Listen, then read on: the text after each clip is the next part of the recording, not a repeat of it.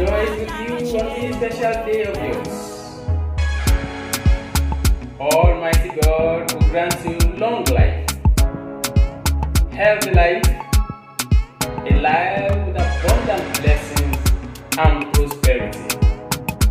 We are proud of you.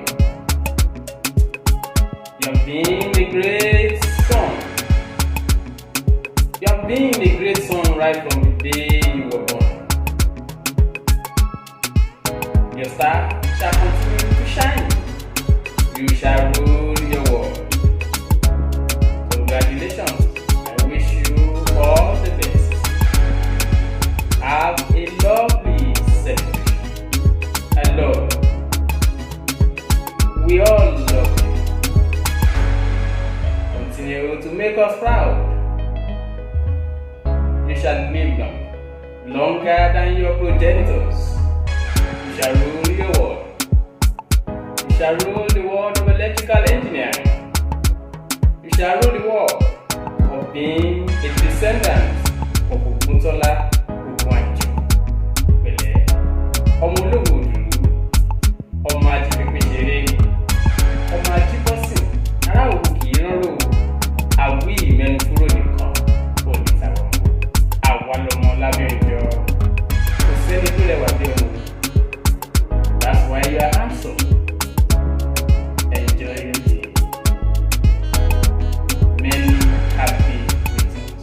Ìwọ lọmọ Ògúnwàjọ, ọmọ Ògúntọ́lá, ọmọ oníṣẹ̀ṣe, ọmọ orí oṣó, ọmọ àjíǹde ògún, ọmọ òṣòògùn ṣòògùn ṣe kékeré àdó, ọmọ ọlálùpọ̀ lóbìnrin, ọ̀wá gba iṣu mú tọrẹ, ìwọ lọmọ òfin gangan ìdíṣọ àwọn èèyàn, ọmọ olóhùn ní ẹ̀, òwú tí kì í ránró, àwí ìmẹ́nu kúrò nítòwú, ìwọ lọmọ lábẹ́rìnjọ, ọmọ ajíbọ́sìn, ìwọ lọmọ olówó òdùrú, ọmọ ajífẹ́fẹ́ṣeré, ọmọ lábẹ́rìnjọ, ọmọ ajíbọ́sìn, gbogbo ọmọ Òwu ló rẹwà, kò sóògùn rẹwà nínú ọmọ Òwu.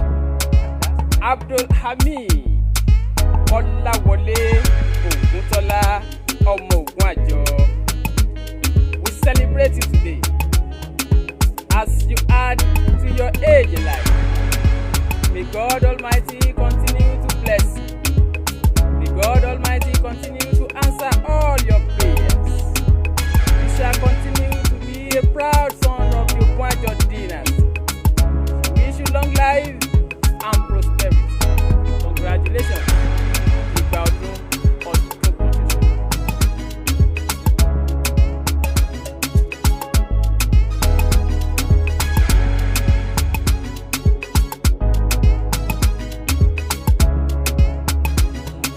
Happy birthday to you, celebrant.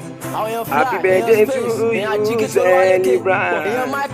Ìgbà ọdún kan fún celebrant. Ìṣẹ̀mí ẹ̀tún sí kan nínú ọdún. Kórí jẹ́ òpẹ́ láyé celebrant. Happy birthday to you, celebrant. Happy birthday to you, celebrant. Ìṣẹ̀mí ẹ̀tún dín kan nínú ọdún. Ìgbà ọdún kan fún celebrant. Oúnjẹ kí celebrant fún pẹ́ láyé. Happy birthday to you, celebrant.